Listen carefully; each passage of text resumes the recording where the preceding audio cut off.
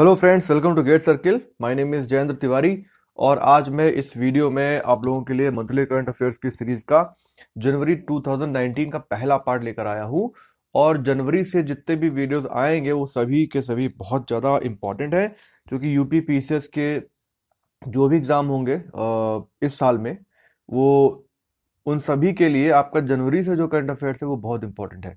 आपका जो lower PCS होगा, अभी आरओ का नोटिफिकेशन नहीं आया, अगर उसका एग्जाम होता है, और ये जो लोअर पीसीएस है, इन सभी में आपको जनवरी से लेकर जो करंट अफेयर्स है वो बहुत ही अच्छे से तैयार करना है। ओके। और जो बाकी के जो स्टेट एग्जाम्स हैं, बीपीएससी है, एमपीपीएससी है, राजस्थान का है, उन सभी जगह सभी एग्जाम्स में ये जनवरी से जो करंट अफेयर्स मैं अपलोड कर रहा हूँ, आप उनको बहुत ही अच्छे से देखना और इन सब पॉइंट्स को नोट करते चलना। मैं तो यही बोलूँगा कि आप एक नोटबुक में इनको प्रॉपरली लिखते जाइए, जिससे कि आखिरी के टाइम में आपको रिवाइज करने में बहुत आसानी होगी। नोट्स होंगे अगर आपके, तो उसे आप बहुत इजीली रिवाइज कर सकते हो। कौन कौन सी चीज़ें आपको याद नहीं होती हैं वो टिक मार्क कर सकते हो। ठीक है, तो नोट्स आपके हमेशा काम आते हैं। तो सजेशन मेरा यही रहेगा कि जो दो या तीन वीडियोस नॉर्मली मैं डालता हूँ हर एक महीने के, पार्ट 1, पार्ट 2 और पार्ट 3, तो उनके आप नोट्स बनाते जाइए प्रॉपरली। और इन वीडियोस के बाहर कुछ भी आना नहीं है, ये गारंटी है, क्योंकि मैं बहुत ही अच्छे से तमाम सारे सोर्सेज से उठा करके ये वीडियोस बनाता हूँ। काफ़ी मेहनत लगती है इन नोट्स को प्रिपेयर करने में।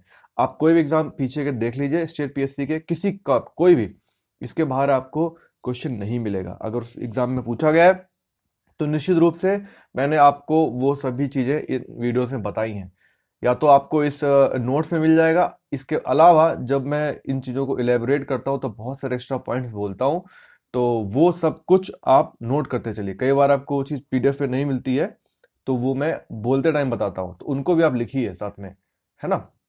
इसीलिए अगर आप सिर्फ ये पीडीएफ पढ़ेंगे तो फायदा नहीं होगा।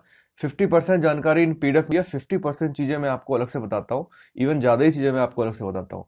तो वो सारी चीजें आप नोट करते चलना, है ना। मैं जो वीडियोस में से बाहर नहीं आएगा, पीडीएफ से हो सकता है बाहर आ जाए, लेकिन जो वीडियोस में जो कुछ भी चीजें बताता हूँ उसके बाहर एग्जाम में नहीं पूछा जाएगा, इसकी गारंटी है। तो आप लोग भी इस चीज पर भरोसा करिए। 2-3 एग्जाम कवर कर चुका हूँ पूरी तरीके से, 2 साल से कर रहा हूँ, तो मुझे पता है इसके बाहर नहीं जाएगा कुछ भी। ओके, तो चलिए स्टार्ट करते हैं जनवरी 2019। और जिन लोगों ने भी अब तक मेरे चैनल को सब्सक्राइब नहीं किया है, गंभीरता पूर्वक आप अगर अपनी तैयारी कर रहे हो करंट अफेयर्स के लिए, आप मेरे चैनल को विदाउट मतलब किसी डाउट के बिना आप इसको सब्सक्राइब करिए, और पूरी पढ़ाई के लिए आप इस चैनल पर डिपेंड हो सकते हैं। ओके, तो चलिए नेशनल शो स्टार्ट करते हैं। सबसे पहले तो ये हमारा बजट आया जनवरी में, तो अंतरिम बजट है, और इसे किसके द्वारा पेश किया गया है?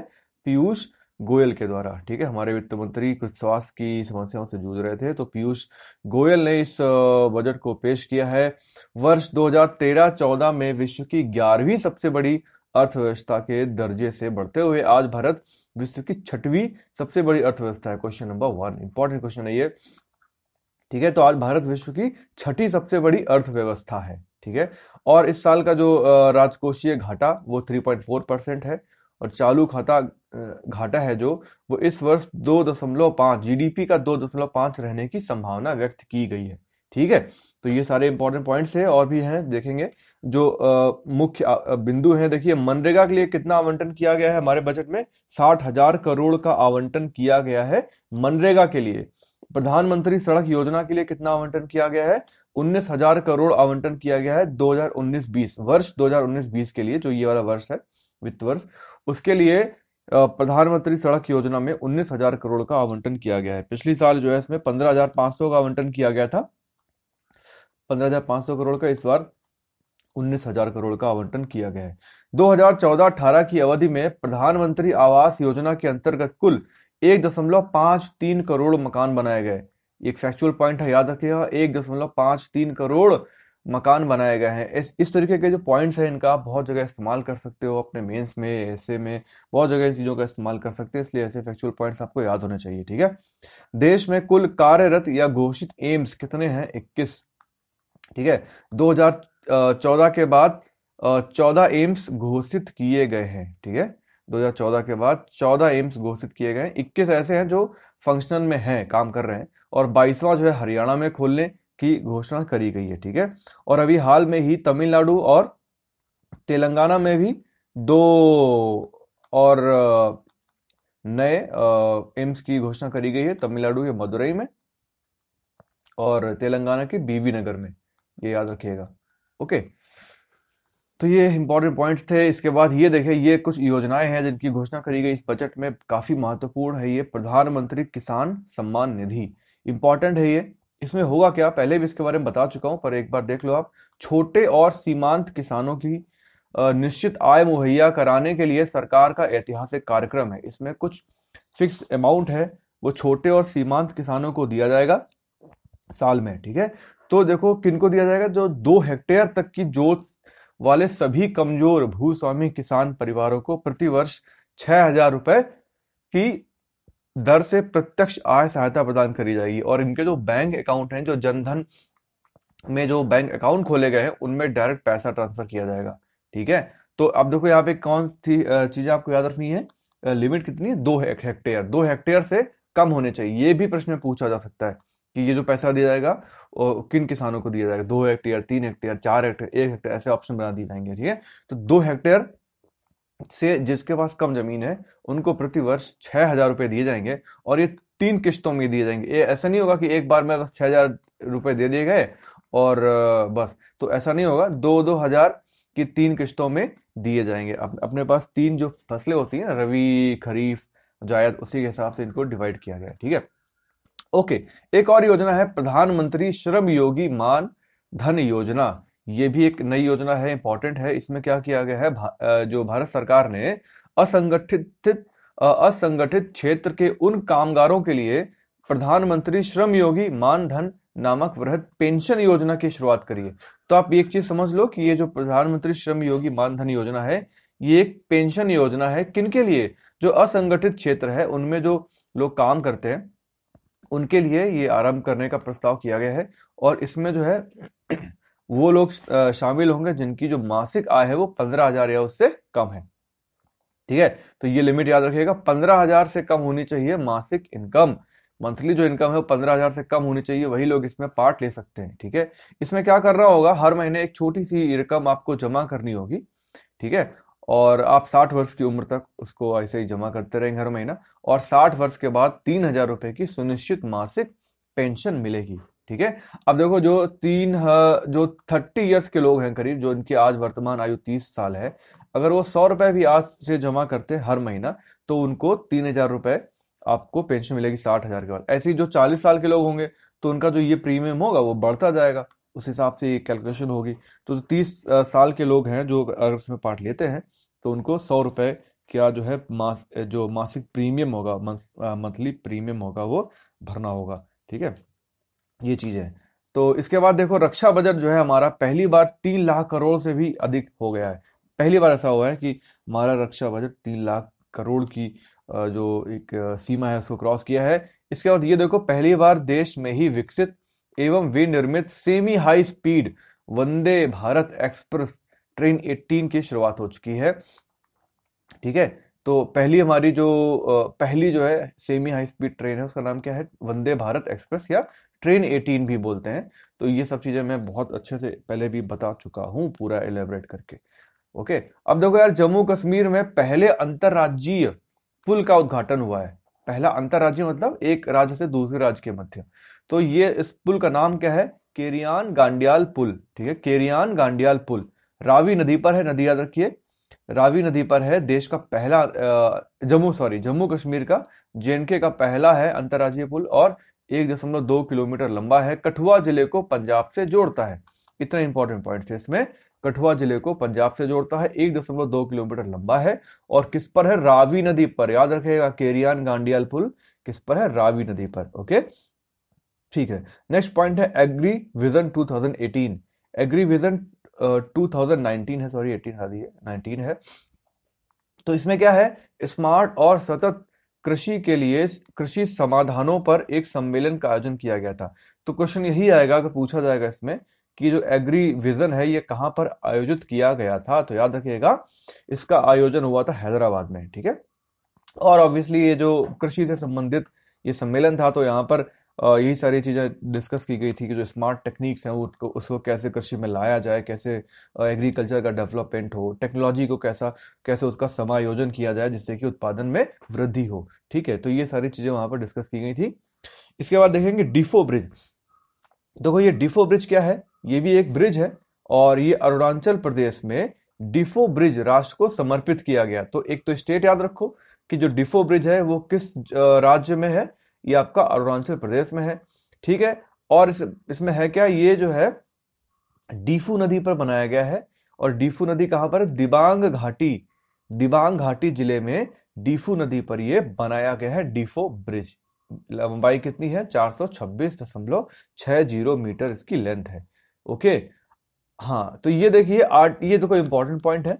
आर्टिफिशियल इंटेलिजेंस को बीटेक कार्यक्रम शुरू करने वाला देश का पहला संस्थान कौन सा है, आईआईटी हैदराबाद। जैसे अपन लोग computer science, information technology, mechanical, electronics, electrical, इन सभी में जो हम लोग बीटेक करते हैं ना, ऐसी नई ब्रांच स्टार्ट हुई एआई, आर्टिफिशियल इंटेलिजेंस की। तो ये सबसे पहले कहां पर स्टार्ट हुई है, आईआईटी हैदराबाद में, और ये पहला संस्थान है। ओके, इसके बाद ये देखो जो नागर विमानन उद्योग है, ठीक है, नागर विमानन उद्योग मतलब आपका जो हवाई उद्योग है हमारा। ओके, तो इसमें जो है नागर विमानन उद्योग हेतु विजन 2040 दस्तावेज जारी किया गया। विजन 2040 मतलब 2040 में क्या होगा, इस उद्योग की स्थिति क्या होगी, हमें क्या करना होगा 2040 तक अच्छे से करने के लिए। तो उसके लिए जो है वर्ष 2017-18 में भारत विश्व का 7वां बड़ा विमानन बाजार था। मतलब जो 2017-18 में 7वें रैंक पे इंडिया की जो मार्केट है, ठीक है, फ्लाइट मार्केट समझ लो। तो उसमें जो है अनुमान ये है कि 2022 तक भारत तीसरा बड़ा विमानन बाजार बन जाएगा, थर्ड लार्जेस्ट, तीसरा। ठीक है, ओके, तो ये तो 2022 में ही बन जाएगा। ओके, अभी देखो क्या है, जो वर्तमान में जो टोटल पैसेंजर्स हैं, कुल यात्री हैं, वो कितने हैं, 2018 में 187 मिलियन थे। 2018 में 187 मिलियन, जो कि 2040 तक कितने हो जाएंगे, 1124 मिलियन। ठीक है, मतलब 1087 से 1124 मिलियन हो जाएंगे 2040 तक। ठीक है, और 2040 तक टोटल जो एयरपोर्ट हैं वो हो जाएंगे 200, अभी वर्तमान में 100 हैं। ठीक है, अभी सिक्किम में जो 100 नंबर का खोला गया था, तो अभी जो है 2040 तक 200 बन जाएंगे। और जो कुछ बड़े शहर हैं, जैसे 31 सिटीज ऐसे होंगे जहां पर 2-2 एयरपोर्ट होंगे। 31 जो बड़े सिटीज होंगे वहां पर 2-2 एयरपोर्ट होंगे। दिल्ली, मुंबई में 3-3 एयरपोर्ट होंगे। ठीक है, इतना ज्यादा ट्रैफिक बढ़ जाएगा। तो ये है, और जो नंबर ऑफ प्लेन होंगे वो भी बढ़ जाएंगे। वर्तमान में कुल 622 प्लेन है जो कार्यरत है, और वो जो है 2040 तक आते आते 2359 हो जाएंगे, 2359, इतनी संख्या बढ़ जाएगी प्लेन की। तो ये सब चीजें क्या है, ये विजन 2040 है ना। 2040 में जो ये नागर विमानन उद्योग है इसकी कंडीशन कैसी होगी, वो सब चीजें इसमें बताई गई है। ओके, देखो ये इंपॉर्टेंट क्वेश्चन है, वेरी इंपॉर्टेंट क्वेश्चन। गरीबों को 10% आरक्षण देने वाला पहला राज्य कौन सा है, गुजरात। गुजरात में ये जो गरीबों के लिए 10% आरक्षण लाया गया है, ऐसा ही पहला राज्य है। अब इससे महत्वपूर्ण एक बहुत इंपॉर्टेंट पॉइंट है, ये तो देखो 103वां संविधान संशोधन अधिनियम 2019 के अंदर इसको लाया गया है। और ये बहुत इंपॉर्टेंट है, ये पूछा जाएगा कि संविधान संशोधन में इसको ऐड किया गया 103वें संविधान संशोधन अधिनियम 2019 में। इसके द्वारा सामान्य श्रेणी के आर्थिक रूप से कमजोर लोगों को सरकारी नौकरियों एवं शिक्षा के क्षेत्र में 10% आरक्षण का प्रावधान है। तो इसको याद रखिएगा, it's very very very important.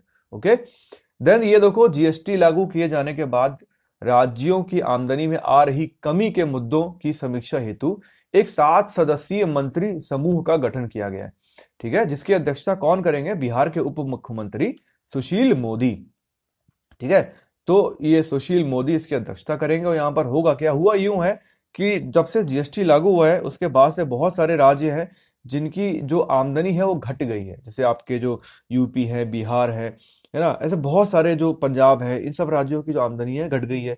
कुछ राज्य ऐसे हैं जिनकी आमदनी बढ़ी है। तो इसमें से नॉर्थ ईस्ट के जो 5 स्टेट्स हैं उनकी आमदनी बढ़ी है। ये 5 स्टेट कौन से हैं, आपका है अरुणाचल प्रदेश है, ठीक है, मिजोरम है, नागालैंड है,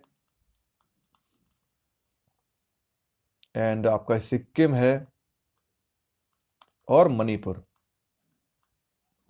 ये 5 स्टेट हैं आपके, ठीक है। अरुणाचल प्रदेश, मिजोरम, नागालैंड और सिक्किम एंड मणिपुर, इनकी इनकम बढ़ गई है। और हाँ, जो केंद्र शासित प्रदेश है ना, उनकी आमदनी में करीब 43% की गिरावट है। सबसे ज्यादा जो गिरावट है वो केंद्र शासित प्रदेशों में है, ठीक है।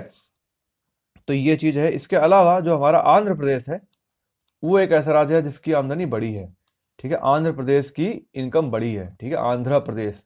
ओके, तो अब देखो मेजॉरिटी में देखोगे तो बहुत सारे राज्यों की आमदनी घट गई है, इसलिए अब यहाँ पर ऐसा डिस्कशन किया जाएगा कि ऐसा क्यों हुआ है और कौन से ऐसे जो है रिफॉर्म्स लाया जाए, सुधार लाया जाए, जिससे कि जो राज्यों की आमदनी वो बढ़े, ठीक है। तो वही सब चीजें यहाँ डिस्कस की जाएंगी। अध्यक्षता किसने करी है? सुशील मोदी ने। It's important. इसके बाद बायो एशिया 2019, इसका आयोजन कहां पर किया गया? हैदराबाद। इतना याद रखिए बस, बायो एशिया 2019 का आयोजन कहां पर किया गया? हैदराबाद में। ये 16वां इसका जो है संस्करण था।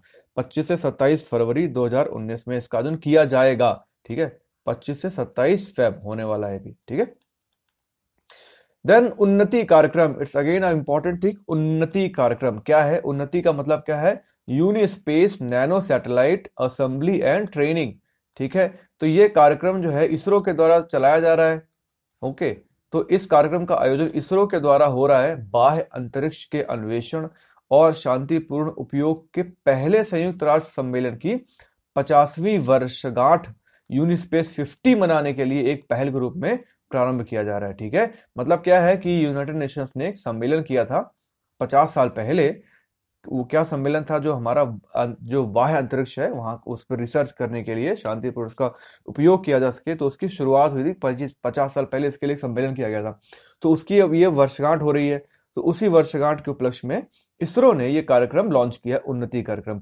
होगा क्या? इस कार्यक्रम में भाग लेने वाले विकासशील देशों को नैनो सैटेलाइट की असेंबलिंग, एकीकरण और परीक्षण के लिए सशक्त बनाने हेतु अवसर प्रदान किए जाएंगे। मतलब क्या होगा कि जो डेवलपिंग कंट्रीज हैं, विकासशील देश हैं और स्पेस में काम करना चाहते हैं, अब स्टार्ट कर रहे हैं वो लोग, तो उनको क्या होगा, कैसे नैनो सैटेलाइट बना। नैनो मतलब बहुत छोटा सैटेलाइट, ठीक है। आजकल तो नैनो टेक्नोलॉजी बढ़ रही है ना, हर चीजें छोटे होते जा रहे हो, है ना।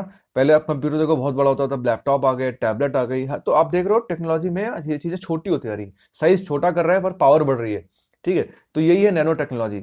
तो नैनो सैटेलाइट मतलब सैटेलाइट भी बहुत छोटे होंगे, तो उनके बारे में जो तकनीकी है उसकी ट्रेनिंग दी जाएगी विकासशील देशों के लोगों को। वहां से कुछ लोग आएंगे जो साइंटिस्ट होंगे और उनको कैसे नैनो सैटेलाइट की असेंबली करनी है ना, कैसे उनको जोड़ के बनाना है, उनकी टेस्टिंग कैसे करनी है, परीक्षण कैसे करना है, एक तरीके से उनको पूरा बताया जाएगा कि कैसे नैनो सैटेलाइट बनाना है। तो उसकी ट्रेनिंग दी जाएगी और उसी प्रोग्राम का नाम रखा गया उन्नति, ठीक है। याद रहेगा ना, इसरो के द्वारा ये प्रोग्राम लॉन्च किया जा रहा है उन्नति, और इसमें क्या किया जाएगा? नैनो टेक्नोलॉजी दी जाएगी, उसका प्रशिक्षण दिया जाएगा विकासशील देशों के लोगों को। ओके, दैट्स सफिशिएंट, ठीक है। अभी प्रथम भारत और मध्य एशिया वार्ता हुई है। पहली भारत की और मध्य एशिया जो सेंट्रल एशियन कंट्रीज हैं उनके बीच पहली एक वार्ता हुई है। इसका आयोजन कहाँ किया गया? समरकंद में, उज्बेकिस्तान में, ठीक है। समरकंद में इसका आयोजन किया गया, उज्बेकिस्तान में। भारत को किसने रिप्रेजेंट किया था? सुषमा स्वराज ने। और वहां पर जो भारतीय विदेश मंत्री हैं सुषमा स्वराज, और उज्बेकिस्तान के जो विदेश मंत्री हैं अब्दुल अजीज कामिलोव, इन दोनों ने मिलकर सह अध्यक्षता करी थी, ठीक है। सह अध्यक्षता, दोनों ही अध्यक्ष थे इस सम्मेलन के, ठीक है, सुषमा स्वराज और अब्दुल अजीज कामिलोव। इसके अलावा जो सेंट्रल एशियन कंट्रीज हैं, किर्गिस्तान, तजाकिस्तान, तुर्कमेनिस्तान तथा कजाकिस्तान, यहाँ के मंत्री शामिल हुए और ये विदेश मंत्री थे, ठीक है। इन तीनों के विदेश मंत्री थे और कजाकिस्तान के आई थिंक उप प्रधानमंत्री सम्मेलन में आए थे। तो ये सारी चीजें थी। हाँ, यहाँ पर अफगानिस्तान के मंत्री अतिथि के रूप में आए थे, तो याद रखिएगा, अफगानिस्तान के मंत्री अतिथि के रूप में आए थे। कहां पर इसका आयोजन हुआ? मोस्ट इंपॉर्टेंट, समरकंद में, ठीक है। देन किस राज्य ने एक वर्ष में 1.06 लाख रोजगार सृजित करने के उद्देश्य से ग्लोबल स्किल समिट 2019 का आयोजन किया? झारखंड ने। याद रखिएगा, जो है ग्लोबल स्किल समिट, इसका आयोजन किसने किया गया? ये सीधा सीधा क्वेश्चन पूछा जाएगा आपसे कि ग्लोबल स्किल समिट का आयोजन किस राज्य के द्वारा किया गया, ठीक है। तो उसका आयोजन किया झारखंड ने। उद्देश्य क्या है? 1.06 लाख रोजगार पैदा करने की ये कोशिश करेंगे। भूटान के प्रधानमंत्री भारत की राजकीय यात्रा पर रहे, उनका नाम क्या है? डॉक्टर लोटे शेरिंग। किसी एक वीडियो में पहले भी बता चुका हूं, डॉक्टर लोटे शेरिंग। अभी ये नए नए प्रधानमंत्री बने भूटान के, और भूटान के बनने के बाद भारत की ये इनकी पहली विदेश यात्रा थी, डॉक्टर लोटे शेरिंग। ठीक है। धार्मिक स्थल पंज तीर्थ, ठीक है, इंपॉर्टेंट है, देखो ये बहुत इंपॉर्टेंट क्वेश्चन है, मोस्ट इंपॉर्टेंट। धार्मिक स्थल पंज तीर्थ राष्ट्रीय विरासत घोषित किया गया है। ठीक है। अब ये पंज तीर्थ है कहाँ? ये है पाकिस्तान के पेशावर में। ठीक है, तो याद रखना पाकिस्तान के पेशावर में स्थित प्राचीन धार्मिक हिंदू स्थल है ये। ठीक है, तो इस हिंदू स्थल को जो है राष्ट्रीय विरासत घोषित कर दिया गया पाकिस्तान के अंदर। ठीक है, इससे क्या होगा कि जो है इसकी सुरक्षा करी जाएगी। इसे कोई भी अगर नुकसान पहुंचाता है पंज तीर्थ को पाकिस्तान के अंदर, तो उसको 2 मिलियन का जुर्माना भरना होगा, साथ ही साथ 5 साल की सजा होगी। 2 मिलियन रुपए और 5 साल की सजा, ये 5 साल की कैद, ये जो है सजा दी जाएगी अगर कोई भी पंच तीर्थ को हानि पहुंचाता है। यहाँ पर 5 सरोवर हैं और इसका संबंध महाभारत के पांडवों से है। ठीक है, इतना याद रखिए, बहुत है। देन आगे देखेंगे प्रधानमंत्री मातृ वंदना योजना। ये देखो बहुत इंपॉर्टेंट स्कीम है, पुरानी भी है, पता होगा आपको इसके बारे में। प्रधानमंत्री मातृ वंदना योजना, तो इस कार्यक्रम के तहत सर्वश्रेष्ठ प्रदर्शन करने वाले राज्य कौन कौन से हैं? तो देखो यार, इस कार्यक्रम के अंदर ये जो है केंद्र प्रायोजित योजना है, सेंट्रल गवर्नमेंट के द्वारा इसको स्टार्ट किया गया था, PMMVY। ठीक है, और इसमें जो खर्चा आना है उसका 60% जो है केंद्र सरकार उठाती है और 40% राज्य सरकार उठाती है। और पूर्वोत्तर के जो 8 राज्य हैं, इसके अलावा 3 हिमालय के जो राज्य हैं, उनको जो है स्पेशल स्टेट का जो है स्टेटस मिला हुआ है। तो इस जो स्पेशल स्टेट्स है वहां पर 90% वहां का जो शेयर है उस वो जो है आपकी केंद्र सरकार उठाती है, और मात्र 10%, 10% कौन वहन करता है? राज्य सरकार है। ठीक है, तो ये 8 पूर्वोत्तर राज्य हैं और 3 हिमालय के राज्य। ओके, तो ये तो बता दिया मैं इसके जो है फाइनेंस के बारे में। तो इसमें सर्वश्रेष्ठ प्रदर्शन किया है किस राज्य ने? वो सर्वश्रेष्ठ प्रदर्शन करने वाला राज्य है आपका आंध्र प्रदेश। ठीक है, आंध्र प्रदेश नंबर 1, देन हिमाचल प्रदेश, फिर मध्य प्रदेश। तो 3 याद रखिए, आंध्र, हिमाचल एंड मध्य प्रदेश। ठीक है, ओके, आई होप आपको ये वीडियो अच्छा लग रहा होगा। तो हमारे चैनल को सब्सक्राइब करना मत भूलना अगर आपने अब तक इसको सब्सक्राइब नहीं किया है। ठीक है, गेट सर्किल नाम जरूर, गेट सर्किल है तो लगेगा कि गेट एग्जाम की तैयारी होती है, पर गेट के साथ साथ यहाँ पर UPSC की परीक्षाओं की भी भरपूर तैयारी कराई जाती है। ओके, हम अपनी वीडियो को कंटिन्यू करेंगे। सतत विकास लक्ष्य SDG भारत सूचकांक 2018। ठीक है, इसमें ये जो है नीति आयोग के द्वारा जारी किया गया है। सतत विकास लक्ष्य भारत सूचकांक 2018 नीति आयोग के द्वारा जारी किया गया है, याद रखना। SDG इसमें है क्या? हमारे जो SDGs है ना, तो सतत विकास लक्ष्य रखे गए, तो उनको पाने के लिए जो स्टेट्स हैं, जो राज्य हैं, वो तमाम सारे कार्यक्रम करते हैं, काम करते हैं। ठीक है, तो यार जब कोई काम करेगा तो उनकी परफॉर्मेंस चेक की जाएगी, है ना। कोई हो सकता है अच्छा काम कर रहा हो, कोई खराब काम कर रहा हो। ठीक है, तो बस यही है। तो नीति आयोग जो है इसमें ये सूचकांक जारी करता है और ये बताता है कि कौन सा राज्य बढ़िया परफॉर्म कर रहा है, कौन सा राज्य घटिया परफॉर्म कर रहा है। तो अब यार जब कोई भी सूचकांक बनाया जाता है तो कुछ फैक्टर्स होते हैं, कुछ पॉइंट्स होते हैं, बिंदु होते हैं जिन पे विचार किया जाता है। ठीक है, तो ये जो इस सूचकांक में कौन कौन सी चीजें हैं, जैसे पेयजल और स्वच्छता उपलब्ध कराना, असमानता कम करना। ठीक है, तमाम सारे फैक्टर्स हैं। तो इन तमाम सारे फैक्टर्स के बेस पे भी डिवीजन किया गया है। तो जैसे जो पेयजल और स्वच्छता उपलब्ध कराने, असमानता कम करने और पर्वतीय परिस्थितिकी को संरक्षित करने के जब बिंदु लिए जाते हैं तो उनमें हिमाचल प्रदेश पहली रैंकिंग पे आती है। ऑब्वियसली जो पर्वतीय पारिस्थितिकी है, जो आपकी माउंटेन जो इकोसिस्टम है, उसको संरक्षित करने के लिए वही राज्य लिए जाएंगे ना जहाँ पे है माउंटेन। जो प्लेन एरियाज हैं जैसे यूपी वगैरह हो गया, MP हो गया, है ना, तो वहाँ पे तो इतनी पर्वतीय पारिस्थितिकी है, छोटे छोटे माउंटेन्स हैं, पर उसको इतना लेते नहीं है। तो इस तरीके से हिमाचल प्रदेश नंबर 1 में है। ठीक है, तो ये जो सूचकांक है 2030 SDG लक्ष्यों को लागू करने में भारत के राज्यों की प्रगति को दर्शाता है, वही जो चीज मैंने आपको बताई। ठीक है, 2030 जो SDG है। ओके, तैयार किसके द्वारा किया जाता है? CSO ग्लोबल ग्रीन ग्रोथ और संयुक्त राष्ट्र के द्वारा तैयार किया जाता है, फिर फाइनली इसको नीति आयोग के द्वारा जारी किया जाता है। ठीक है, अब जो अच्छा स्वास्थ्य है, भूखमरी कम करने और लैंगिक समानता हासिल करने तथा गुणवत्ता शिक्षा प्रदान करने के क्षेत्र में सर्वोच्च स्थान मिला है केरल को। ठीक है, ओके। इसके बाद देखो, ये अभी मैंने बताया था तमिलनाडु के मदुरई तथा तेलंगाना के बीबी नगर में अखिल भारतीय आयुर्विज्ञान संस्थान एम्स की स्थापना हेतु मंजूरी प्रदान कर दी गई है। ओके। उत्तर प्रदेश में प्रधानमंत्री द्वारा विभिन्न परियोजनाओं का लोकार्पण किया गया है। तो यार देखो, यूपी के लिए ये इंपॉर्टेंट हो जाता है, तो इसको याद रखिए आप। कुछ चीजें हैं जो अभी डिक्लेयर की गई है प्रधानमंत्री के द्वारा, उनमें जैसे कि जो है, जो उत्तर प्रदेश का जो रायबरेली जिला है, वहां पर स्थित आधुनिक रेल डिब्बे कारखाने की उत्पादन क्षमता में विस्तारीकरण किया जाएगा। मतलब वहां पर जो है, जो रेल के जो डिब्बे बनते हैं वो और ज्यादा बने। अगर 100 बनते हैं तो अब जो है साल में 200 बनने चाहिए। तो उसके लिए क्या होगा भाई, विस्तारीकरण किया जाएगा, नई मशीनें आएंगी और नए लेबर आएंगे, ठीक है, मैन पावर बढ़ाई जाएगी, तो क्या होगा, डब्बे ज्यादा बढ़ने लग जाएंगे, तो वही चीज करी जाएगी। ठीक है, तो ये परियोजना है डिक्लेयर करी गई है। इसके अलावा यहाँ पर शीघ्र ही मेट्रो रेल बनेगी और हाई स्पीड ट्रेन के अलावा एल्यूमिनियम के हल्के और आधुनिक डिब्बों का निर्माण किया जाएगा। ओके। अभी जो है, जो मेट्रो ट्रेन है वो मेरी कंपनी बनाती है जहां पर मैं काम करता हूँ, BEML लिमिटेड। ये मेरा PSU है जहाँ पे मैं अभी यहाँ पर असिस्टेंट मैनेजर हूँ। तो मेरे अभी मेट्रो रेल के डब्बे बनते हैं और ये रेल कोचेस बनते हैं मेरे यहाँ, और मेरी कंपनी में ये एल्यूमिनियम के हल्के और आधुनिक डिब्बों का निर्माण भी किया जाता है। तो ये सारी टेक्नोलॉजी अब यहाँ पे भी शिफ्ट होगी और यहाँ पर भी इनकी मैन्युफैक्चरिंग करी जाएगी।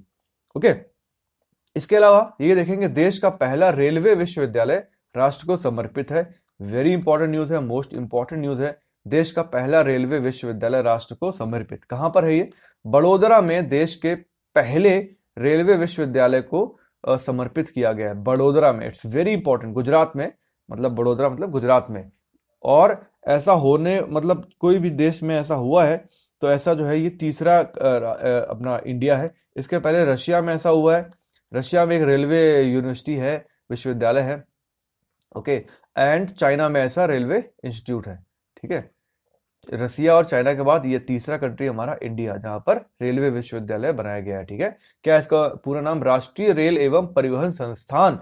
याद रखिए, ये भी इंपॉर्टेंट है, राष्ट्रीय रेल एवं परिवहन संस्थान, NRTI, national rail and transportation institute. Okay. आगे देखेंगे, भारत के सबसे लंबे रेल सड़क सेतु बोगीबील सेतु, बोगीबील सेतु, ये देश का सबसे लंबा रेल और सड़क सेतु है। मतलब रेल और सड़क दोनों के लिए है। तो ये जो सबसे लंबा है, लंबाई कितनी है इसकी? 4.94 किलोमीटर। याद रखिएगा, इंपॉर्टेंट है, 4.94, बहुत इंपॉर्टेंट है। और ब्रह्मपुत्र नदी पर है, आसाम के डिब्रूगढ़ और धोमाजी जिलों को जोड़ता है ये। आसाम के डिब्रूगढ़ और धेमाजी जिले को जोड़ता है और उसके बीच में ब्रह्मपुत्र नदी पर ये स्थित है। ओके। एशिया का दूसरा सबसे लंबा रेल सड़क सेतु है ये। ठीक है, और काफी मजबूत है। इसकी जो कार्य आयु रखी गई, करीब 120 साल तक ये आराम से काम कर सकता है। इतनी लंबी अवधि तक उसको काफी मजबूत बनाया गया है। करीब 7 रिएक्टर तक के जो भूकंप आएंगे, अर्थक्वेक्स होंगे, उन सबको ये वहन कर सकता है, उसमें भी टूटेगा नहीं, है ना। तो ये सब चीजें हैं। और अगर आप टोटल देखोगे, जितने भी इंडिया में ब्रिजेस हैं, जितने भी इंडिया के अंदर पुल हैं किसी भी टाइप के, उनमें जो लेंथ के मामले में ये चौथे नंबर पे आता है। सबसे लंबा चौथा, ये भारत का चौथे नंबर पे लंबा सेतु है। ठीक है, तो चलिए अभी इस वीडियो को यहीं स्टार्ट करते हैं।